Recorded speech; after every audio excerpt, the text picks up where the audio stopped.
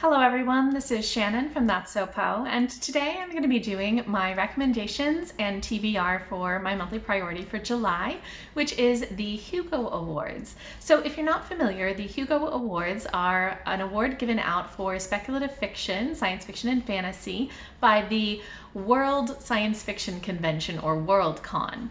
Last year, Sush and I went to WorldCon in person, and it was so much fun. This year we were planning to go, but because of coronavirus, the country that it was hosted in, New Zealand, is closed, and so nobody's going. Although it is going to be an online convention this year, so we'll attend that.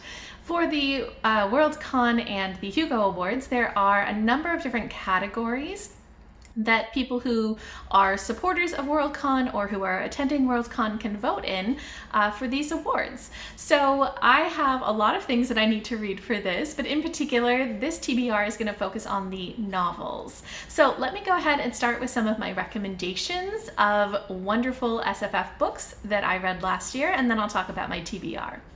So it was actually very hard for me to narrow down my recommendations to just 3 books out of all of the SFF books that I read last year, because I read so many amazing ones, but I decided to kind of give you a taste of different formats of SFF works. So the first thing that I want to recommend is a collection of short stories, which is Exhalation by Ted Chiang. I absolutely love this collection. It was so good. I actually did a standalone review of this, so if you're interested, I will link that below.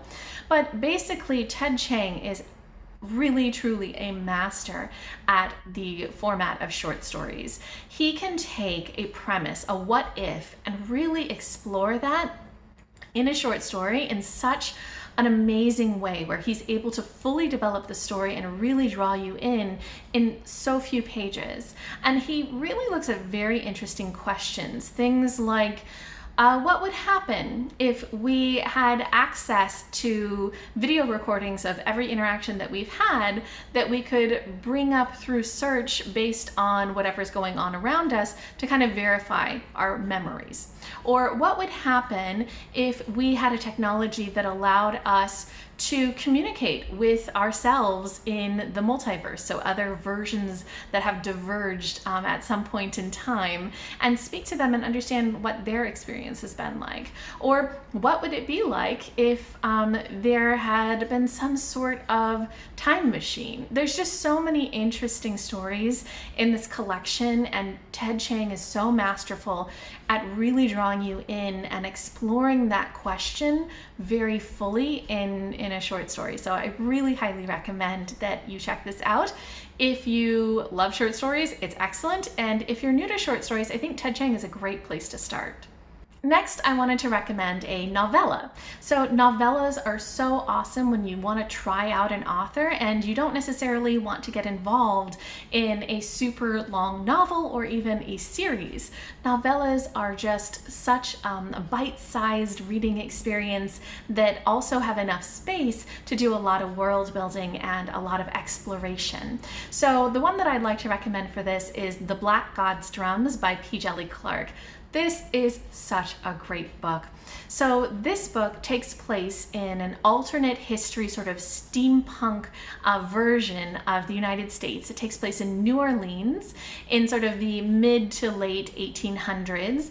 After the Civil War, except in this alternate history timeline, the Civil War never actually fully resolved, and New Orleans has become an independent city-state. And there is trade with Haiti, which has become an independent nation and has airships and things like this. And this New Orleans is so cool. We follow Creeper, who is a 13-year-old black girl who sort of is very street smart, and she does a lot of connecting people to information, and she finds out that there is something going on that probably she needs to let some people know, with a little bit of a kickback for herself. So there's so much in here that is kind of mystery, there's so much that is action and adventure, there's a lot of queerness to the story, and there's a lot of magic magic as well.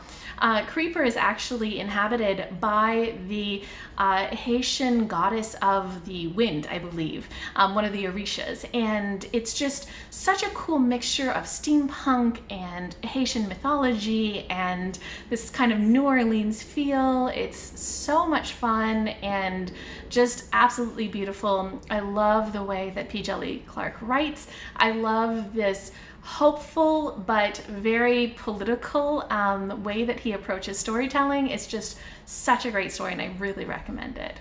And then the third format that I wanted to recommend was a trilogy. I think that it's really, really common in SFF to have series, especially trilogies. And I think that the trilogy that I read last year that was just absolutely mind-blowing was the Broken Earth trilogy by N.K. Jemisin, which starts with the 5th season. So this trilogy is absolutely beautiful in terms of its world building, the epic feel. It takes place on a world that is sort of a post-apocalyptic world where the planet has had a lot of ecological kind of disasters, like constantly earthquakes and volcano eruptions and all sorts of things, which cause 5th seasons. These are, instead of just the normal seasons, very prolonged winters that can last for multiple years or decades.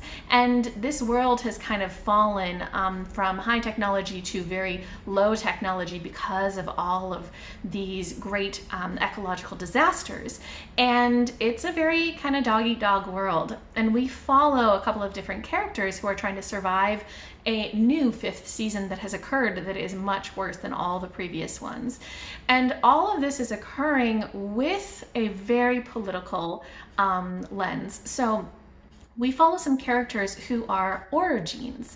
And in this world, orogenes are people who have the ability to manipulate the earth. So they can calm the earthquake tremors, which can prevent cities from being destroyed, but they can also cause them. And these are people who are very much controlled and feared and oppressed.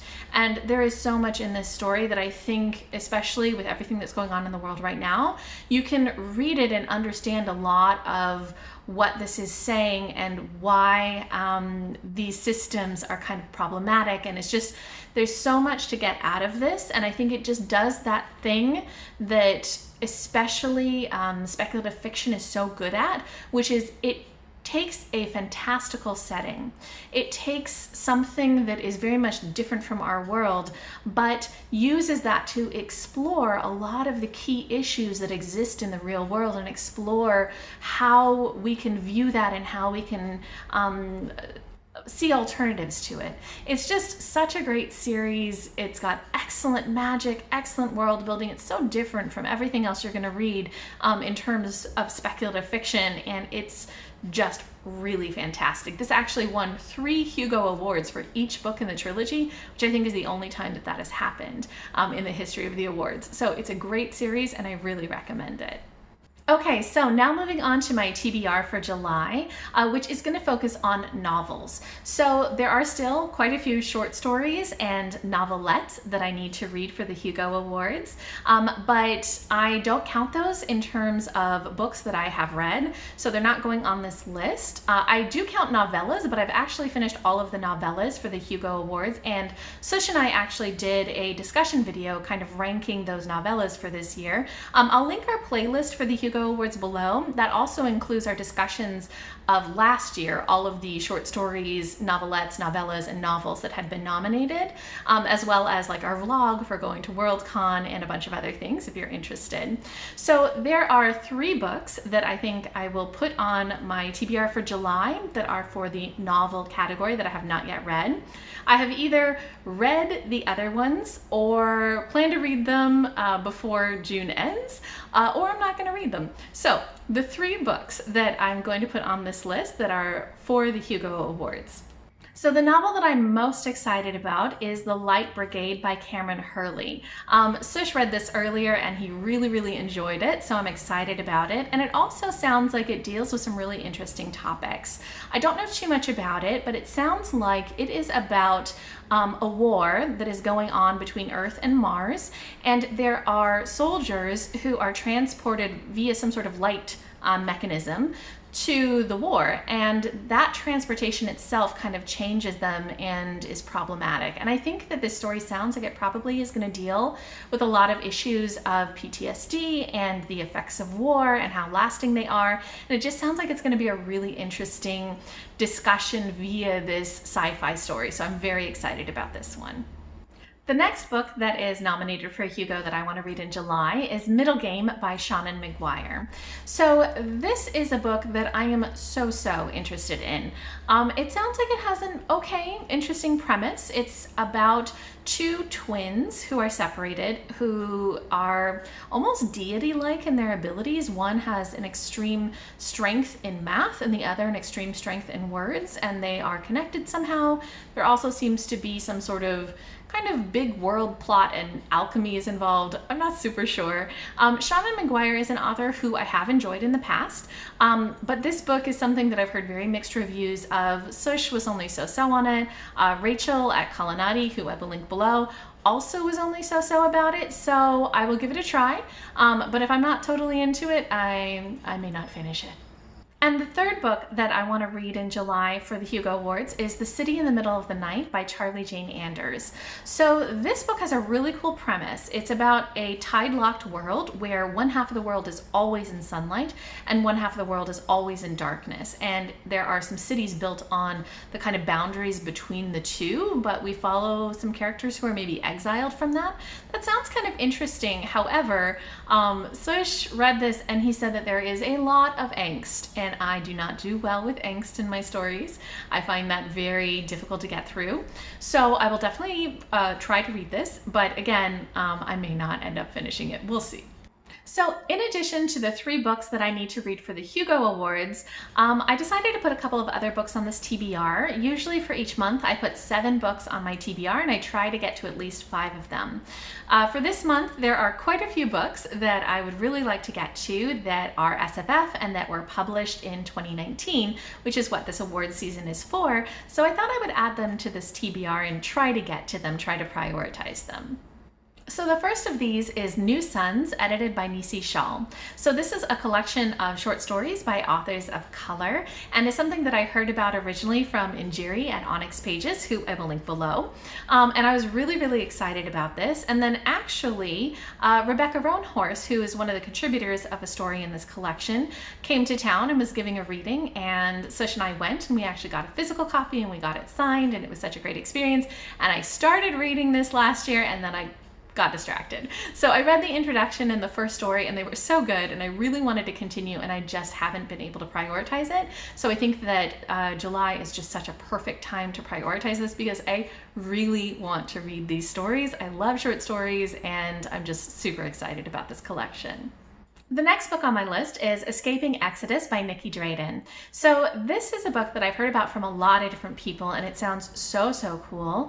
It sounds like it's a very political book that really examines the kind of structures of power and control. So in this story, there are people who live inside of some spacefaring alien beings, and they use these animals up as they travel in space. And it sounds like this story really examines that relationship and really examines kind of the way that humans oppress and use others. So I'm very interested in the story. I love political sci-fi, just so cool. It just sounds so cool. But I was a little bit intimidated because I've also heard that there's some gruesome aspects to the story, that there's a little bit of body horror, and I'm very sensitive to those sorts of things.